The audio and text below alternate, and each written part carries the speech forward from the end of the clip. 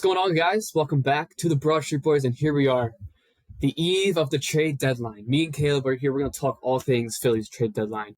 There's a lot of moves to be made. There's a ton of things happening. I mean, Caleb, would you agree? We woke up to all of a sudden, like, we feel it about to pop. Like the trade deadline is about to pop, and I'm ready for it. You're probably ready for it. I think everybody's ready for it. It's been kind of dead recently since the Josh Naylor news. We're like, oh, like where's all the moves at? But then here we are. There's more trade rumors. The Yankees have already made two solid trades for them with Slater and Rosario. Like, it's heating up. Give me your initial thoughts, but before we start, rolling through this. Waking up and seeing, even hearing, because I was listening to the radio. Like, I got my haircut this morning. Yeah, I'm listening to 97.5, and I'm blanking on his name, but he said the thing with the trade deadline. This kind of got me hyped up a little bit. Yeah, a lot of teams that are going to be selling are going to be holding out because they want, like, the best players in the farm system before they give off the dude that everybody wants. Right. And that's what today's going to be. It's going to be a lot of those teams holding out. So I don't think much is going to get done. Now, what he said after that was that the day of the deadline, the closer we get to 6 o'clock tomorrow, a lot of those teams are going to be in panic mode, wanting to get rid of those players and get something in return. So the asking price is going to go from up here, and it's going to drop a little bit. It's going to keep on dropping the closer you get. And that is where I think Dombrowski's going to strike, and why he's kind of holding out and reluctant to give up our top 5 prospects for Suarez, Robert, Bednar, Helsley, whoever it is. So I think that right now we are at a standstill. But all of a sudden, we're going to check Twitter, and it's going to be, Dave did this, Dave did that. The Phillies get 3 guys, whether it's Suarez, 2 bullpen pieces. Like, I think at any second, but probably tomorrow, it is all just going to absolutely fall apart, and everybody's going to be going everywhere. Right. And I totally agree. Like, this is just going back to your initial point that this is a total seller's market this year. And that is not really in the favor of the Phillies or any of, like, the bigger name teams, which is fine. But I totally agree that I think the closer we get to that, 4 o'clock deadline tomorrow, it's just going to, that asking price is just going to keep going down, and we're down. So we're just going to go, we just want to do team by team. Let's just rock team by team initially, and then we could just talk out loud, like, our thoughts and all of that. Like, we can talk about the teams that are for sure selling and have been asked about many players, such as, like, the Diamondbacks, White Sox, Twins. Right. And the Diamondbacks is the team that we're going to start with, I think. So the Diamondbacks are obviously selling after trading away Josh Naylor last week. And then we're also hearing so many different types of rumors and ideas and thoughts about Eugenio Suarez, who has 36 home runs on the year. And the Phillies are involved in that. So we're just going to, hopefully throw our chips up there. Caleb, what are you willing to give up for that? You can go first, and I'll get my thoughts. For Suarez, I would maybe give up Arun Escobar. Mick Abel, I think whoever the first big piece is, I think Mick Abel is going to be a part of that package. Sure. So I'm going to say Mick Abel, Arun Escobar, and maybe a dude like Moses Jase. Yeah, maybe, because there was, I think I sent you this. Someone proposed a trade for Eugenio Suarez that I thought, when it comes to crunch time where they want to get rid of Suarez and they, like, just want something in return, I think it would be pretty good. Yeah, here it is. Mick Abel, Gene Cabrera, and Phillies number 14 prospect, Henry Mendez. Right. I think they do want a little bit more MLB tested players, so I think there's a slight chance Bohm. I think, Mick Abel, Escobar, and then another bullpen piece like Josh should be able to get that done. Yeah, I agree. I feel like we've been seeing the same names in, like, all of these trade, like, proposals. Like Mick Abel, we're seeing in almost all of them. Gene Cabrera, sorry, I think we're seeing in a lot of them, and same with Chase. The three of those, it's some sort of combination of them, whether it's all of them, two of them, one of them, like whatever combination. The three of them are just in a lot of trade proposals. Eugenio Suarez would be, I think, a great piece for us. He's a rental, so I don't think it'll cost like a whole lot, like you were just saying. Mm-hmm. But the dude just rakes. I mean, and that Diamondbacks stadium's really big, and imagine he comes to little old, Citizens Bank Park. He's just that home run number is just going to keep going up. Now, what I think exactly, and what I think is also interesting is that would he probably play third base, you would think, or do you think he would DH? Bohm would still be a third. They would just put Schwarber in left field. Because I have an idea about it, but I just want to hear what you have first. I think he would probably DH. Yeah. But what I think would be best is to have him at third, Bohm at first, put Harper, let's say, left. Just like Casty, he's not going anywhere. He's not going to get traded. Yeah. I wouldn't be comfortable with him in left field. Harper went from right field to first base. I mean, I think he could easily pick up left field. Sure. Because Schwarber's defense, I don't want to have Schwarber and Casty in the outfield with Marsh. Like, he's fast, but his ball tracking ability is kind of shit. Yes, I agree. But I think so that's what I want to happen. But I think what probably would happen if we get Suarez is he's the DH, Schwarber goes back out to the left.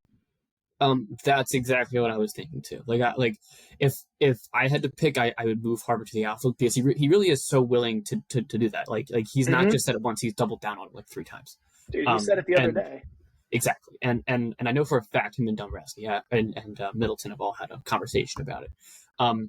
So I totally agree with that. A name on the Diamondbacks that we've also been mentioning is Leonidas Gurriel Jr. Now I have a question. Like, would you? I thought about this earlier today. Would you trade Bohm, put him in a trade package like that, and then acquire both of those guys? Because Gurriel is not a rental, and he's still pretty good, and his defense isn't necessarily awful. But I feel like he could do really well as well.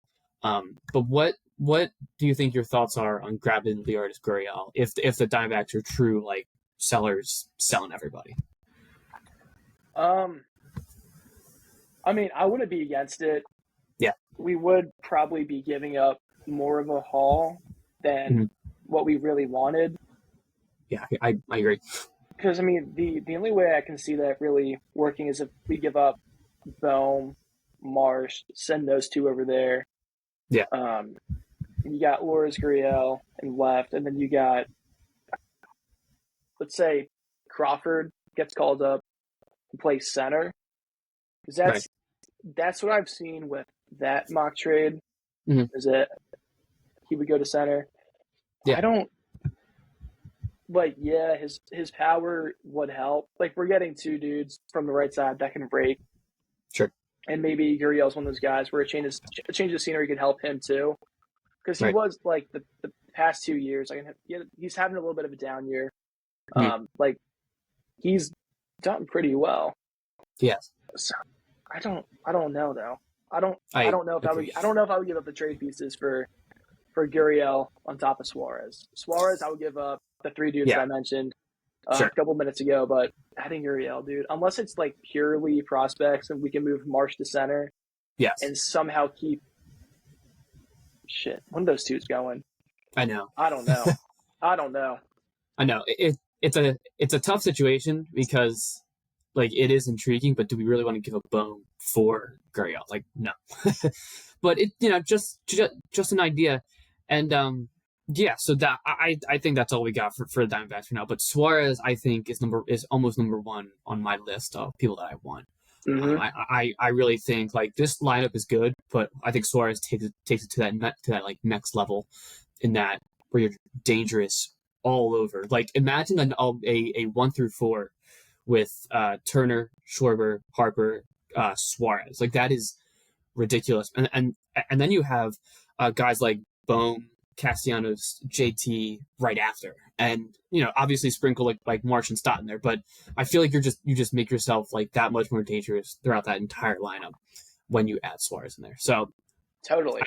Right. I mean, because that 1 through 4, all of them can take you 450 center field. Like that's all of them can have the ability to do that. So that just it's also interesting because I mean, obviously with how this is constructed, Middleton / Dombrowski. I know Dombrowski hasn't been here for all these moves, but they're obviously not afraid to sacrifice some defense for some offense, which is why we had Schwarber in left field in 2020, or sorry, in 2022, when we did make the World Series. Like they're obviously still not afraid to do that. No. So, but that also makes me think that we're going to be more aggressive towards Suarez because we've already kind of given up the defense. So like, why not just keep doing it? Now another exactly. Now another team that is obviously selling is the Cleveland Guardians, and the Cleveland Guardians to me, it's actually such an annoying situation with Emmanuel Clase because if the whole allegations with him didn't happen, then Emmanuel Clase would be number 1 on my list, right next to Duran, who we're going to talk about in the future here. But the Guardians but at the same time, with the allegations happening, they're going to become more sellers, obviously. And Stephen Kwan is a name that comes up a lot. I personally would love Stephen Kwan. What are your thoughts? You don't have to say specific names on who to give up, but like I feel like it would take a decent amount to get him. But he's such a great player. Yeah, I think it would probably take more of a haul to get him. Yeah. Mm-hmm. But it's funny because it's like Kwan is the exact opposite of Suarez. Suarez is this right-handed power bat. Kwan is a left-handed. He's having more power this year. I think we've seen in the past, but like he's still like Definitely more of your like contact, like not slap, like put the ball in play. Gold Glove defender. Right. I don't know. I know. Stephen Kwan would be so good though. Like to have him lead off, like that would be such. Yes, I would like that. You would put him in lead off. I would, because he gets on base at a ridiculous rate, and it also, think about it, adding another lefty bat kind of makes the top 4 like it's hard to explain. Like going Kwan, Turner, Harper, Schwarber. I feel like that breaks up much better than what it is currently. But at the same time, I would not hate if it was like if Turner and Kwan like moved from 1 and 2 and they just like played with things just to see how, because I mean, if I'm Rob Thompson currently, like I like we've been on record not being, I mean, like you would agree, like we're not the biggest Rob Thompson haters, but we're also not the biggest Rob Thompson fans. Like, yeah. But recently, and I feel like throughout this entire year, he's kind of worked very well with what he has, especially in the bullpen. But with that lineup, he's kind of found like the line. I think I saw a stat on the broadcast of the game yesterday that we have the least amount of starting lineups, which A, shows that we've been pretty healthy, and B, that like these guys are finally starting to get used to like where they're batting, which is totally different from what it's been in the past. Would you agree? Like, I feel like in the past, like Rob Thompson would change the lineup all the time, but I feel like if we grab Stephen Kwan, then I think that he sees who's more comfortable where, and then he just kind of rolls with it. But would you agree, Stephen Kwan? I think would also take this team to a different type of level to Suarez, but like I don't know. What are your thoughts about that? I think so. Between the two, I think Kwan would make the team better. Yeah. Suarez, what I love about him is he's got the power from the right side. He matches home runs. He's competing with Schwarber for the NL when it comes to home runs, which I think would make our offense scarier as a whole because you're adding a whole other power bat. Yeah. Kwan, I think makes the lineup deeper because you're adding another dude who hits well righties, lefties, puts the ball in play, and can I think he can move guys around. You're gonna hate me for this. Okay. I was thinking about this. I was thinking about this morning. If we were to trade for Kwan, I would put him in the 5 hole.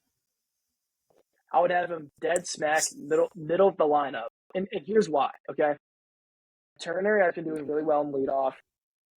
He can Yes, steal bags. You got Schwarber right behind him. He's killing it in the 2-hole. He's got he power. is. Like those two, I think could usually produce 1 or 2 runs every inning. Like Sure. when Turner gets on, it's almost like there's a guaranteed run there. So I want to keep Yeah. him in I want to keep him in the leadoff spot. Harper at 3, JT at 4. I think he is most comfortable in the cleanup spot. And Okay. with him, like, really coming, like, think about, like, 22, 23, when he was the 4-hole hitter. Yeah, That's he was when there. Yeah. that's when he was his best offensively. And then I would Sure. go Quan 5, purely because it's like, if those guys in front of him get on, Yeah. he can drive him in. Like, he can slap Right. him over the third baseman's head. He can pull it down the first base line. Sure. And he can get on, too, which leaves guys like Casty, Bohm, and Marsh being able to gap a ball, and then he can get his way around. I think it makes Sure. the most sense just having him right in the middle, almost being like a Hunter Pence type batter, because he was always the 5-hole hitter. Yeah, he was always 5'6". And the funny thing is, like, initially I was like, you're right, like I thought that was crazy, but at the same time, I really do like when managers with the lineup almost flip the lineup in that 5 and 6 spot, because Stephen Kwan is like being in the 5 or 6. You can almost like imagine like Schwarber hits a home run in the first inning, and then they stop at the 4-hole usually. But then that flips to Stephen Kwan starting in like leading off in the second inning, and then it's probably Kwan, Castellanos, Marsh, Bumstott, or whatever variation of that. Mm-hmm. And then it's almost like you're going against like the leadoff again. So I actually wouldn't hate that, and plus Stephen Kwan surprisingly drives in a decent amount of runs for being the 1/2-hole hitter on the Guardians currently. And being in that 5 or 6 spot is you're almost like the second leadoff. I guess that's what they call it. And I actually wouldn't hate that. Especially because Schwarber is literally creeping into that MVP race, and I feel like he's already solidified himself like in it, like top 3. Oh yeah, no, 4 or 5. I saw right? he was like number 4 in the MVP so far. It also makes me think, like, why would you move him, if that makes sense, right? Like why would you move him out of the spot where he's obviously most comfortable in? And Turner has been impressive to me as well. And I feel like Schwarber is in the perfect spot for him because he is quite literally the most protected on the entire team right now. In the spot, you got Turner in front of you, Harper behind you. So they don't really want to pitch to you regardless, or sorry, they kind of have to pitch to you regardless because it doesn't get much better after him. So I actually wouldn't hate that. As you were talking, I was doing a little more research on Stephen Kwan. And I'm not going to lie, I was kind of convincing myself that I want him more and more. He's literally on a 4-year contract, a $4 million contract, and his arbitration ends after the 2027 year, which is ridiculous. So, and which pretty much means he's on that contract for the next 2-3 years, like that's, or I guess 2.5 years, and that's ridiculous. And I mean, Stephen Kwan is probably one of the better leadoff hitters currently. And what does that say? Austin just said he firmly believes Kwan will be traded, and it's going to be between the Mets and the Phillies. Oh God, don't go to the Mets. I want to like Stephen Kwan. Like, don't go to the Mets. And actually, going off that, Underdog MLB just posted primary teams in the race for Eugenio Suarez are the Mariners, Cubs, Tigers, Phillies currently, which means the Brewers have dropped out. Who knows why, but they just have. Interesting. Also, for all the viewers at home, Caleb and I are currently split screening this entire thing because we don't want to miss anything on Twitter. So if something like that happens, it's because we're split screening. Wow, this also just came out. Wow, Carlos Correa will only waive his no trade clause for the Astros, which is a crazy thing to come out. Wow. Okay. Were the Twins selling everybody? I don't know. They're selling everybody except for Buxton. Yeah, and well, it's pretty much because I think they would trade Buxton, but Buxton has that no trade clause, so he said outwardly that he's going to waive it. another thing that I just saw as well from John Heyman, a very credible source, 1 minute ago, is that the Johan Duran market is heating up, and this is a great segue into our next team, which is the Twins. So now Johan Duran is my personal number one target that I want us to get. He has. Let me bring up his stats real quick, because his stats, I feel like no one has really talked about him other than like, oh, let's trade for him because he's good type of thing. But no one's actually gone deep into his stats. He literally has a 2.01 ERA, and that's actually gone up recently. And he's actually one of the like bright spots of the Twins, and the dude has his stuff is disgusting. He throws around 100 to 103. He's got a gross splitter, changeup, and curveball. This guy is gross, and having him at the end of our bullpen, I think, sets us apart from so many different teams. Caleb, would you agree? I like getting. I don't know how much he's going to cost, and I think he's going to cost a lot. And I will be the first one to tell you that the two of us, I think, would agree on this, that we're not going to sell the house for a bullpen guy pitching four times a week. Like, that's just not, just not going to happen. So if they ask, if the asking price is too high on him, then I don't want him. But like strictly player wise, that's the guy I want the most. That is the most available as well. Caleb, what are your thoughts on the Twins? Because I know you have some other bullpen names, and so do I. So we could just go in depth because they're obviously sellers as well. Duran is great. It's just his asking price. I don't want to give up. That's the issue. Like I think they want two guys in the top 5, which is ridiculous. With number one starting with Painter. Yep. The Phillies are obviously not trading up Painter because he's probably going to be a guy who will be up after the trade deadline. For sure. Or at least I hope so. I want Griffin Jax. I know you said he's having somewhat of a down year, but he is a guy who I think, with the Phillies pitching staff, could turn a season around. Sure. This is not a Jordan Romano. Like, let's get this guy, take a chance on him. Yeah. He wouldn't be a guy who I want to be the closer, but let's say Suarez or Sanchez done after the 6th. Like, you can put him to either finish out the 6th. You can put him in the 7th. Maybe the 8th. Sure. We also have Alvarado coming back, even though he won't be able to pitch in the playoffs. Yeah, but exactly. Yeah, like of all the bullpen pieces there, he's probably the dude that I want the most. Because I don't think he would be as expensive, or he shouldn't be as expensive as people think. Sure. That thing and great. Yeah. Go ahead. No. You go. I was done. I just want to keep going on about I don't want to give up the prospects that they probably want. Okay. So Duran. So Jax is I agree, and an interesting name. Sorry, you just went full like freeze mode on my computer for some reason. That's why I was like, but yeah. So Griffin Jax he's a name. Do I think he puts us over? Like no. But at the same time, I wouldn't mind if we grabbed him, because I feel like any type of solid name like Griffin Jax to get dudes like Daniel Robert or Jordan Romano off of this bullpen, I am so in favor of. So any type of like competent arm that would actually do well against major league pitching, like I'll take. Griffin Jax is obviously pretty good. He does have a 3.91 ERA. And I don't think he would cost a lot, which is kind of what you also said, which is good. And I don't really know what the asking price is on him, but it can't be very high. What we also talked about off air is I would actually like a few other of the Twins bullpen arms. So Jax is obviously a name. Duran, obviously a name. I wouldn't mind Brock Stewart. And Brock Stewart is, yes, on the older side, but at the same time, we just re-signed a 41-year-old David Robertson. So like it's obviously like Dombrowski is not afraid to do like the win now moves, and I think Brock Stewart could be one of those guys, and he has had closing upside before. So that's also a name.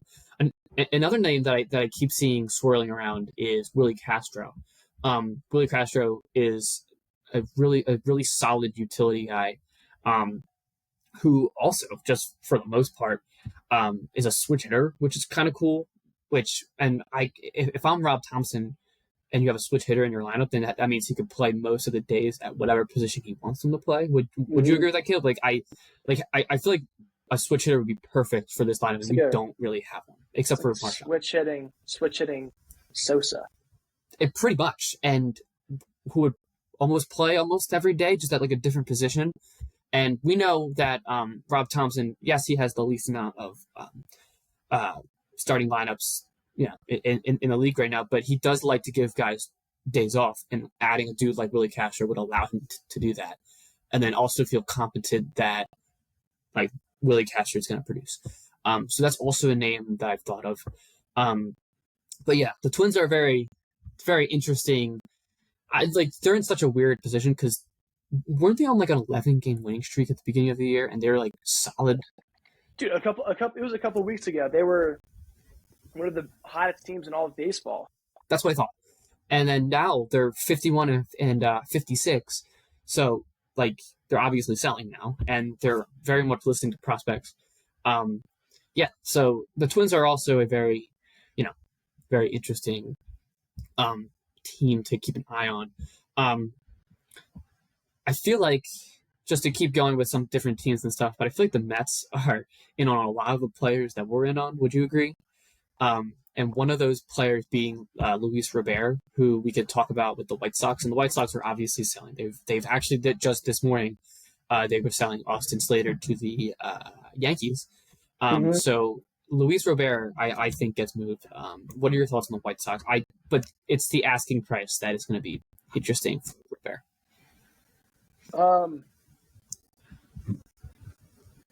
If all we would do is just give up like a bottom 10 prospect, with it be like whether it's like Keaton Anthony, Carson DeMartini, any of those dudes, for Robert, I'm doing it. Oh, immediately. As long as his asking price is not insanely high, sure, I'm gonna take him purely because I think his ceiling is incredibly high. Yeah. Oh my gosh. Yes. Continue, please, because I totally agree. We saw it the other day. His defense is still it's great. His bat, he has a ton of power. He was late on a fastball that was like outside, push over the right fence. Like, he's got power. And I really think with a change of scenery where he's not the only dude, like when teams are pitching to and not pitching around him, I really think we could see that MVP caliber player that we saw in 2023. Like, he was outstanding and incredible that year. Oh my gosh. Yeah. Also, I think like better training staff, he can stay healthy. Oh my God, yeah. Especially like another thing we have to consider too, and which is why I think people wanted O'Neal Cruz for a little bit. Yeah. Is like when you got vets like Harper, Schwarber, JT in the line, and just like in the clubhouse, I think the influence that they will have on any of the younger guys that we look to get, like with Robert being one of them, I think that would have a huge impact on him and really like change the way he approaches and plays the game. 100%. And it's funny, I didn't even think about that, but Luis Robert is probably one of the most talented dudes with no protection around him at all. Like, so obviously they're going to trade around or pitch around him. And if Luis Robert is not one to take a whole lot of pitches and walk a lot, so he's obviously going to swing and strike out a decent amount. But I feel like Luis Robert, with some motivation, I totally agree with you, will return to his MVP form in 2022 or 2023. That he like, as a prospect itself, he is awesome. He's also on a pretty good contract too, that he re-signed a year or two ago ish. But so we also have some more control, and so I think either after the 2026 or 2027 season. So we have some control. So he's still on this team. I think honestly, it's all going to come down to what the White Sox want for him. It's funny. Luis Robert is probably the player that I've seen the most like variability with what they want from him. Like, I've seen exactly what you said. Like, they're going to want like not super high prospects, but like more so like the amount of them. So they'll get like 3 like okay prospects, or they're going to want, or at the same time, I've also seen the asking price for him being one top 10 and then one not top 10, like outside the top 10. Which it's just all about the asking price for him. But I mentioned the Mets before because the Mets are also in on him, and I feel like he'd be really good on the Mets. So I'd really like if the Mets didn't get him. I was But just yeah, I was just looking top 100 prospects. sure.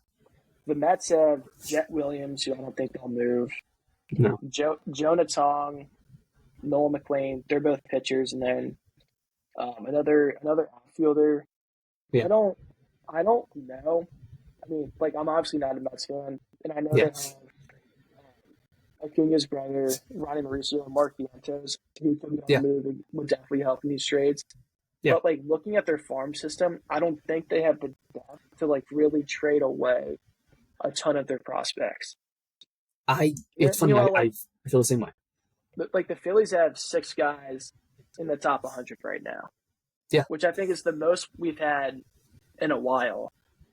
I can't even remember the last time that we had that. Like, and I totally agree. Like we have some flexibility, and we have some. I don't really know the right word, but we have.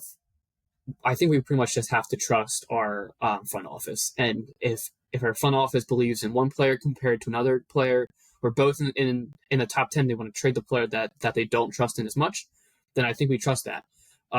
Because we have the flexibility to be like, okay, we could trade this guy and not feel like, oh my gosh, we have no more top 10 prospects, which I think is something that we haven't had in a long time. So to have this flexibility, I feel like the Phillies haven't been in this position for a minute, which is cool, and it's especially like I feel like our farm system is solid right now. It is solid. It's not even just within the top 10. It's the top 100. There's a lot of Phillies there. Yeah, so it's like Nick Abel's the last dude who's on there. Yeah. But there's like, Moses Chase, Dante Nori, Gabriel Rancones, Griffin Burkholder, Gene Cabrera, another guy who I'm kind of high on, who I like. We could easily trade him. Yeah. Carson DiMartini. I think he's gonna be really good. I hope so. It's like, like all up and down our top 30, we have a decent amount of dudes who could be, like good trade pieces and pan out to be something in the MLB. 100%. And we also have the two super young guys in Arun Escobar and Eduardo Tate. And they're so good. I don't want to get rid of them. If I have to pick, I'm picking Escobar. Me too. To get rid of. Like, me too. Ty, he's one of those guys, and I've seen other people say this. Like guys that like pay attention to the minor leagues. Sure. They said if you were to get rid of Eduardo Tait, that would be a move that will come back to haunt us in like 2 to 3 years. Just because like he is going to be a stud. And the fact that like him and Escobar are they just turned 20. Yeah, I think they're 20 and 21. It's crazy. It's ridiculous, and that's like that is nowadays unheard of for such young guys being in the top 30. And obviously I think you would agree that we're probably going to sign JT to a very team friendly deal coming up this offseason, probably a year or two. But then after that, it's going to be Tait versus Marchand, and I think Tait's going to win. And I don't really think it's going to be close because Tait is a stud. He's a stud. That much better. He really is. And it's crazy. Is it bad that I would give up Aiden Miller before those two? No, because Aiden Miller has a little more trade. Like he's got the name. Like people now know Aiden Miller is like a top Phillies prospect compared to Tait and Escobar, who people just hear that and they're like, oh yeah, they're probably good. But like they're like our diamonds that no one else knows about type of thing. And I feel like that we could get more from like a straight up Aiden Miller trade than like a straight up Tait or a straight up Escobar trade. Would you agree? It's just the value. It's probably just the value. And that's not me saying that I don't like Aiden Miller as like a prospect. But I do like the idea of trading him. But at the same time, like if Bohm starts to suck and Miller keeps raking, then they're gonna bring Miller up. It's that simple. So yeah, do you have any other teams in mind? I'm kind of drawing a blank. I mean, like the White Sox are they have you could probably sell the entire freaking team if they really wanted to. Like I don't know if you watched what was that game 1? So his last name was Martin. It was the starting pitcher. He was really good. He was a young guy, but they have like random like really solid young guys like that that they could trade away. But the White Sox are like they're weird. Jerry Ringstorff, whatever his name is, he's very weird owner slash GM. So, do you have any other names in mind, or I'm drawing a blank for some reason? I mean, those are the big ones. Okay. Like you hit all of them. I mean, a couple of other. Oh, yeah, I got one. Ryan Helsley, we haven't talked about yet. Ryan Helsley, I think, would be a great name, a great player. I put him right next to Duran on who I want because Helsley is. I mean, I don't know. What are your thoughts? I think Helsley can be so good here. I want him over Duran Yeah. just because I think the asking price is going to be lower. Like the Cardinals, he would be a straight rental guy. Yeah, and I think when they're both at their like full potential, pitching great, I think he's just as good. Yeah, obviously Duran is lights out. Helsley has a past of being a little shaky. Yeah, but between those two for the deadline, with also needing a bat or two and another bullpen piece, I'm taking Helsley. Yeah, and Helsley still pumps 102 with a gross slider slash changeup thing going. And he's also seen a bunch of a bunch of moments like he's ready to be that closer. So I think Ryan Helsley would be a hell of an like if it's Helsley and then a really solid bat, I think that is a successful such a successful trade deadline. That's also I don't know why I forgot about Ryan Helsley, but yeah, that's also a name that I would just love. And I also do agree. I think his price is way lower than Durant, and I'm not 100% sure, but he's a straight rental guy. I have no idea what his contract is. Let me look. I think. So I'm looking. Another guy, bullpen piece who I think he could be really good. Who's the guy that went to the Red Sox? Jordan Hicks. Yeah, like he was started with the Giants, went to the Red Sox, went back into the bullpen. Yeah, did better. Michael Soroka on the Nationals. He's a guy that I want just anywhere in the bullpen, maybe closer towards the back end. But I think he's a guy that can make our bullpen deeper and a little bit scarier. Oh yeah, I think the Nationals have a few solid guys they do. They have a Trevor Williams. Is that who it is? Well, they also have Kyle Finnegan, who I'm not the biggest fan of because I think he chokes a lot. But if we're looking for someone that won't cost a whole lot, Finnegan would be a name. I do like Soroka a lot. I feel like that he would just be really just like a solid, like long man type of guy. And something that we could also talk about a little bit as well is the possibility of moving current Phillies into our bullpen.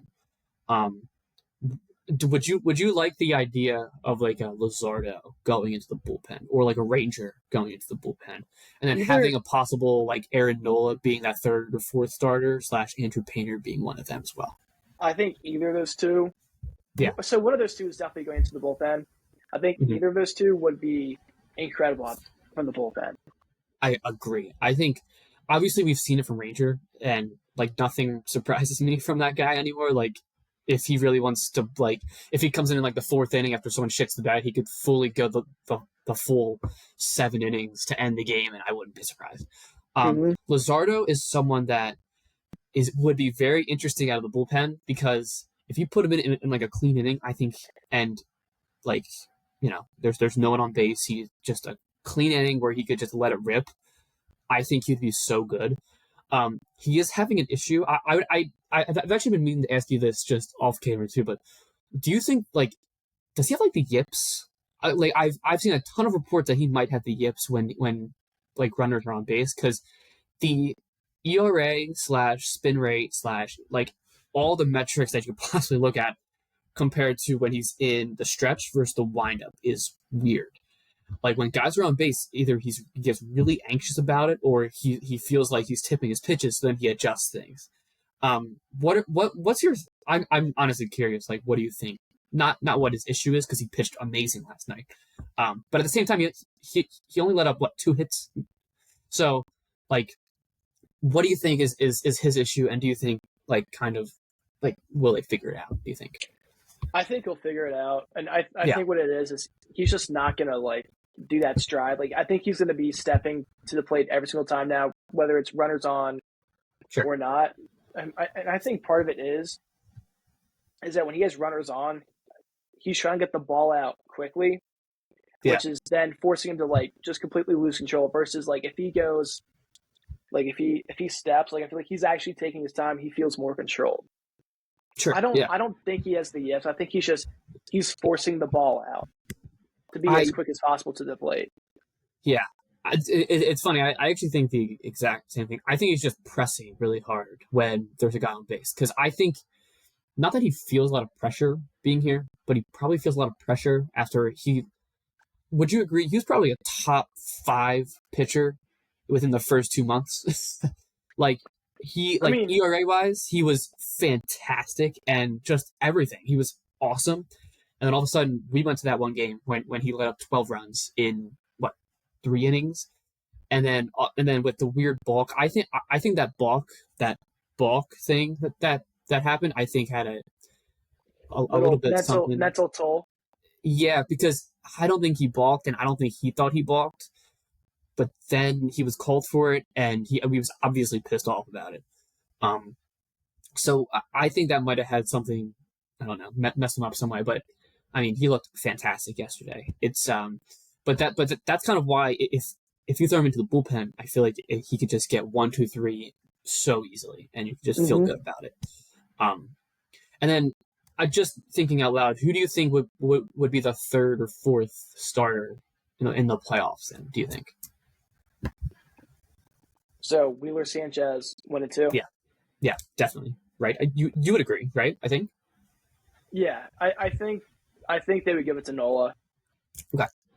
Just because, like, he has the track, he has the record. He's been, aside from like the one start against the Padres back in 2022, he has been great in the playoffs. And I think like when he gets back from injury, I think he's gonna quickly find himself back to like being himself. So I'm not worried about him right now, and I think he's gonna go in being the number 3. If it's not, I think it's gonna be Suarez. I agree. I totally agree. I just think it's funny. I actually agree 100%. I have nothing else to add to that, but it except for the fact that I feel like either Nola's on the starting rotation or he's not on the team. Because do you see a scenario where they put him in the bullpen? As a veteran type of dude who has been like the total journeyman that he has been, I feel like a bullpen like outing would. I don't know what I'm trying to say, but like, do you kind of see what I mean? Like him coming out of the bullpen, I feel like would be hard for him in a way because he's never done it before. No, he's not going to the bullpen. Yeah, I feel like there's no shot. Right? They have zero plans on him going to the bullpen. Plus, it's like he tops out at what, like 94. I don't think you want a 94 mile per hour pitcher coming out of the bullpen. No, and the only slow throwing pitcher I want coming out of the bullpen is Ranger because his stuff is filthy.